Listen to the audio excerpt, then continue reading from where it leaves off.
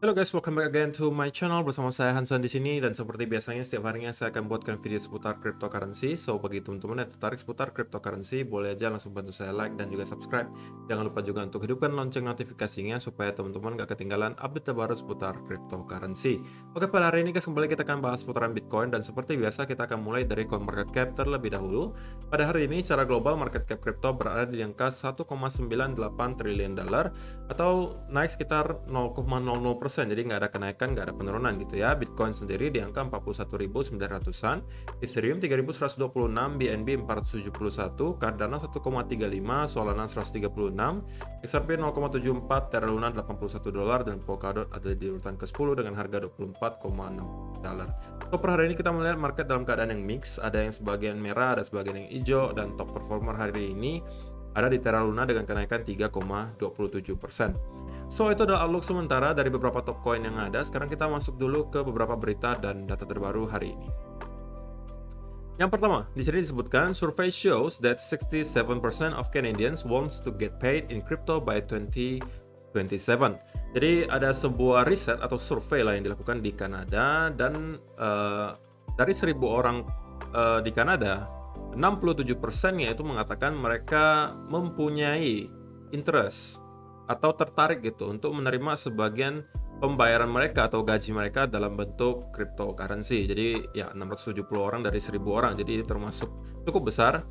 Dan rata-rata dari total semua responden itu mereka kebanyakan kepengennya dibayar dalam bentuk Bitcoin, Ethereum, ada juga yang mengatakan Dogecoin, Litecoin, bahkan Cardano. Jadi ya sebenarnya menurut saya secara logika ini bukan hal yang luar biasa gitu ya. Karena kalau misalnya nantinya memang Bitcoin diadopsi di mana-mana, maka tidak ada alasan bagi kita untuk lagi mengabaikan Bitcoin tentunya. Karena kita bisa menjadikan Bitcoin itu sebagai store of value, bisa dijadikan juga sebagai alat untuk pembayaran. So itu akan menjadi sebuah hal yang sangat bermanfaat di kehidupan kita sehari-hari, dan tentunya kita tidak akan bisa mengabaikannya lagi kalau misalnya sampai katakanlah hampir semua perusahaan besar misalnya menerima Bitcoin sebagai alat pembayaran yang legal. Ya tentunya kita akan semakin gimana ya, senang ya sebagai investor kripto, karena selain kita bisa berinvestasi, kita juga bisa menggunakan kripto kita untuk menjadi alat pembayaran gitu ya. So itu adalah hal yang pertama. Kemudian yang kedua, di sini disebutkan Bitcoin bounces at 41k as optimism increases over stocks correlations. Jadi di sini disebutkan bahwa ini ada seorang analis ya, mengatakan I don't trust this Bitcoin dump. We're still at the golden pocket. Got some bullish divergence and SPX just pump 40 handles of the low. Think we pump from here. Jadi ya tentunya seperti yang kalian ketahui juga, pasar market di US itu secara tidak langsung berkorelasi dengan harganya Bitcoin gitu ya. Dan biasanya ketika pasar saham di US itu naik, maka biasanya di Bitcoin juga akan ketarik sedikit naik. Sedangkan kalau misalnya pasar saham di US itu lagi turun atau crash bahkan, ya tentunya Bitcoin juga biasa akan ikutan ketarik turun.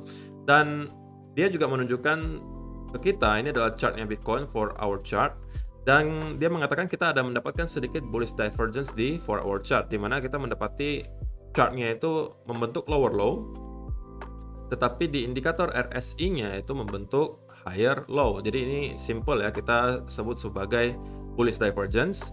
Tentunya bullish divergence ini baru boleh kalian pakai ketika ada konfirmasi dari segi price action gitu ya.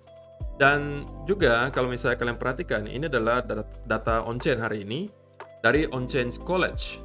I am a simple man. I love Bitcoin and I love Bitcoin even more when the realized profit or loss ratio falls below 1 and drops into the red zone. I keep it simple. Jadi dia mempunyai satu data on-chain yang namanya realized profit and loss ratio, dan menurut si On-Chain College ini, setiap kali kita menyentuh area 0 atau di bawah 0, itu adalah area yang menurut dia cukup baik gitu ya untuk bisa start melakukan akumulasi. Nah, beberapa contoh yang dia tunjukkan di sini adalah terakhir kali di bulan September, ketika kita mendapati koreksi di sini, dia highlight bahwa area realized profit and loss ratio-nya itu berada dalam keadaan 0 bahkan below 0 gitu ya, atau di bawah 0 sampai minus gitu ya. Dan kemudian di sini juga sama, di bulan Mei hingga bulan Juli kita juga mendapati realized profit and loss ratio itu dalam keadaan yang kurang lebih berada antara range 1 sampai -1 katakanlah. Jadi 1, 0 sampai -1 itu adalah range-nya. Dan itu adalah range yang menurut si on-chain collapse itu adalah area yang typically atau biasanya itu area yang baik untuk start akumulasi. Dan mungkin ada sebagian orang yang mengatakan, tapi kan kok kali ini berbeda, kita kan udah masuk ke bear market, kasus yang di ini kan kita masih dalam keadaan bull trend gitu kan. Nah, si on-chain collapse juga udah antisipasi ya argumen-argumen tersebut dengan dia menunjukkan juga data historisnya ketika kita dalam keadaan bear market gitu ya. Ini adalah Januari 2018 hingga Januari 2019. Kalau kalian perhatikan, ini adalah ketika bear market tahun 2018 baru terjadi. Dan setiap kali kalau kita perhatikan realized profit and loss ratio-nya dalam keadaan yang rendah seperti ini dan berturut-turut, itu biasanya adalah area yang cukup baik untuk start melakukan akumulasi. Pertama kali di sini, ini ada cluster yang cukup lama di sini. Kemudian kedua juga di sini. Oke, kita kemudian mendapatkan rally juga. Kemudian di sini juga sama, kita mendapatkan rally. Di sini juga sama, kita mendapatkan rally. Nah, yang tentunya tidak terjadi adalah di sini ya. Kita mendapati cluster yang cukup panjang, namun pada akhirnya kita drop gitu ya. Di sini, namun kita juga kembali melakukan hal yang sama, di mana clusternya kita mendapati range antara 1 hingga -1, dan kemudian kita mendapati rally yang cukup kencang di sini. Dan tentunya ini adalah permainan soal probabilitas ya guys. Kalau misalnya dilihat dari data historisnya, memang 70-80% ketika kita mendapatkan realized profit and loss ratio-nya dalam keadaan yang cukup rendah di sini, 70-80%-nya biasanya kita akan mendapatkan sedikit retracement ke atas. Baik itu hanya sekedar bull trap di sini atau retracement, kalian mau anggapnya apa? Relief rally boleh, bull trap boleh, retracement boleh. Pokoknya kita dalam keadaan bear market, tapi sesekali pastinya kita akan mendapatkan sedikit rally, baru down lagi, rally, down lagi, rally, down lagi. Seperti itu modelnya gitu ya. Jadi hal yang sama juga saya pikir akan bisa terjadi di Bitcoin gitu ya. Pertanyaannya adalah kapan kan? Pertanyaannya kapan kita bisa mendapatkan bull trap atau relief rally tersebut? Kalau memang katakanlah kita berada di bear market. So far kita belum melihat ada relief rally yang signifikan terjadi di sini guys. Oke, dari bulan November hingga sekarang kita melihat penurunan yang terjadi secara terus-menerus. Kita constantly building lower low, lower high, lower low, lower high, lower low gitu ya. Jadi belum ada tanda-tanda bahwa kita mendapati semacam relief rally ke atas. Dan menurut kebanyakan analis, kita sudah tidak lama lagi gitu sebelum kita bisa melihat adanya relief rally terjadi. Dan beberapa analis mengatakan hal tersebut bisa terjadi dari sini. Oke, ada yang mengatakan kita bisa langsung rally dari sini membuat relief rally. Ada juga yang mengatakan kita masih perlu gitu guys, satu lagi lower low, mungkin menembus ke angka 38 atau 37.000 di sini sebelum kita mendapati relief rally ke atas.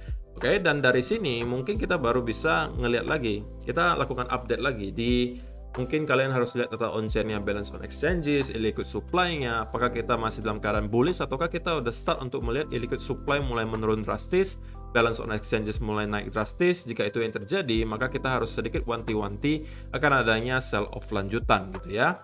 So itulah gambaran besarnya. Kemudian sekarang kita coba bahas untuk short term movement-nya. Kalau misalnya kita lihat di 1 hour chart, tentunya yang bisa kita temukan sekarang adalah sebuah pattern yang dari kemarin sudah kita bahas, yaitu adalah falling wedge. Dan kita dari tanggal 12 Januari hingga sekarang itu bermain di falling wedge tersebut dan belum breakout ya guys. Sudah ada beberapa kali percobaan untuk melakukan breakdown namun belum berhasil, 3 kali di sini.